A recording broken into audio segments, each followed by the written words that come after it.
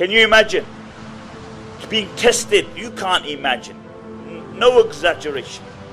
You know, a few years ago I was in Gaza, in Palestine, Gaza, and this was after the bombing, and we met a man. This man, he had 6 daughters. 6 daughters. And the bomb hit his house. Everybody became unconscious. And the father says, I woke up and I was looking for my daughters. Out of those 6 daughters, 5 died. He said, I removed the rubble. He said, my eldest daughter was very loved in the area. She was a very loving person. Every night she would go to sleep with her arms around her 2 younger sisters. Every night. And he said, when we removed the rubble and we found their bodies, I found them in exactly the same situation. Exactly same position. She had her arms around her 2 younger sisters. And the brothers who were there began to cry. And the father who had lost the children came up, he stood up and he began to console the brothers. He said, don't cry, for they are by Allah in Jannah. For them in Jannah. You know, sometimes we look at our trials and tribulations and we think we're having it rough. We're having it tough. The truth is, if you look at other people, and this is the sunnah of the Prophet ﷺ, he said, look at those who are below you in the dunya and you will remain happy. Look how many people today in the world don't know where their next meal is coming from. Look how many people in the dunya today. I have my own nephew, my eldest brother's son. He suffers from motor neurons. His condition is such that he can't move his arms, he can't move his legs, he can't move any limb in his body.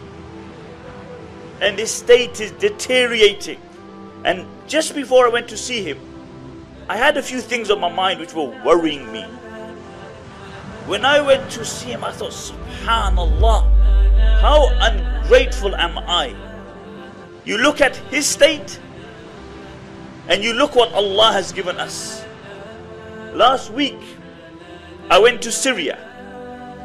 I was on the Turkish border, one day in Turkish border, and the next day I was in Syria. I went to a camp. It was freezing. It was colder than the UK. The weather temperature was minus. And I went to this camp. There are 10,000 people living in tents. Over 20% of those children I saw with my own eyes were walking around with slippers.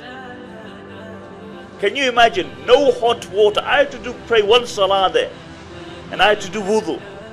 And then we still complain that we ain't got enough. We still don't do the shukr of Allah subhanahu wa ta'ala. And this is why the Prophet ﷺ said, in the dunya compare yourself with those below you and you will be happy. And the Prophet ﷺ said, لو كان لابن آدم واديان من ذهب لأبتغى ثالثا. If man had 2 valleys of gold, 2 valleys of gold, he would desire a 3rd. And then the Prophet ﷺ said, the only thing which will satiate man is the dust in the grave. When he's put in the grave, then only will he be satiated. Then only will his desires stop. And this is life, my dear respected brothers and sisters. Life is short. Go to the graveyard. Look at the dates on the tombstones. Look at the dates. 1850, 1900. You realize that these people spent more time under the grave, under the ground than above it. And that's my and your reality. That is man's reality. That we come into the dunya. Nobody chose to come in the dunya. Did you choose to come in the dunya? You didn't choose. It happened.